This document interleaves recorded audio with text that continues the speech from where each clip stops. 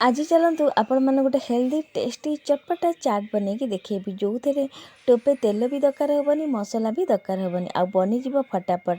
ये चाट एत टेस्ट लगे खावाई थे बनइले बार बार बनवाक इच्छा करेंगे। चाट गोटे एमती जिनस छोटू आरंभ कर बड़ जाए समस्त पसंद।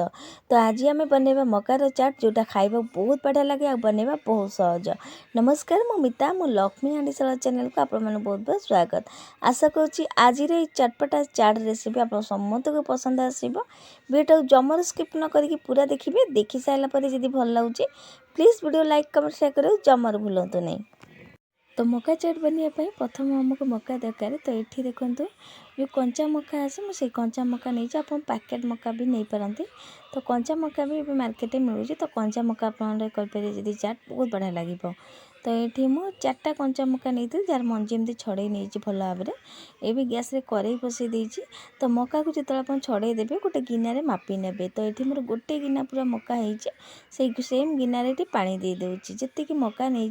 तो से गिनारे गोटे गिना पानी दे दी सीझ मका। एबे आम स्वाद अनुसार लुण देदेबा भल भाव में मिसेकी। एबे आम सुझा को छाड़ा लो फ्लेम रे जो पर्यंत पानी बढ़िया भाव में मरी जाइनी माने सुखी जाइनी आ मका जो पर्यंत सीझिनी से पर्यंत लो फ्लेम रे छाड़देबा। आउ ये देखो मुझे देखा किसी समय पर मका ये बढ़िया भाव में सीझी जाइए। पानी देखो बढ़िया भाव में सुखी जाए जी पानी आम देलु बढ़िया भाव में पानी भी आदि सुखी जाइए।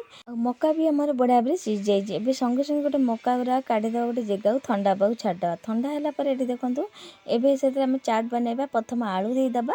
तापर ये आम देदेबा टमाटर 2टा आलू नहीं गोटे छोट साइज टमाटर गोटे बड़ साइज पियाज नहीं जहाँ काटिक नहीं चप करके गोटे मीडियम साइज काकुड़ी नहीं काटिक देदेबा। धनिया पुदीना पत्र देदेबा गोलमरिच गुंड देदेबा आ लंका गुंड राग के खाइबे देदेबे जीरा गुंड ये देदेबा।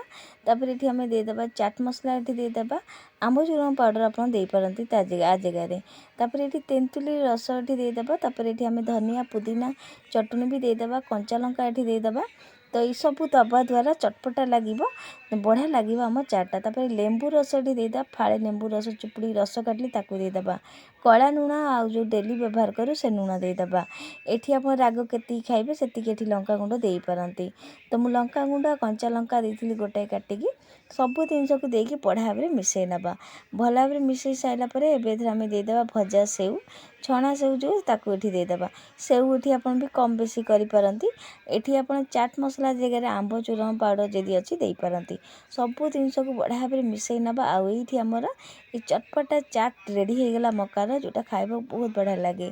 तो ये आपको आम गोटे प्लेट को सबूजाक चाट को काढ़ी सारापर तापर आउ कि सेव देकी सजई नवा।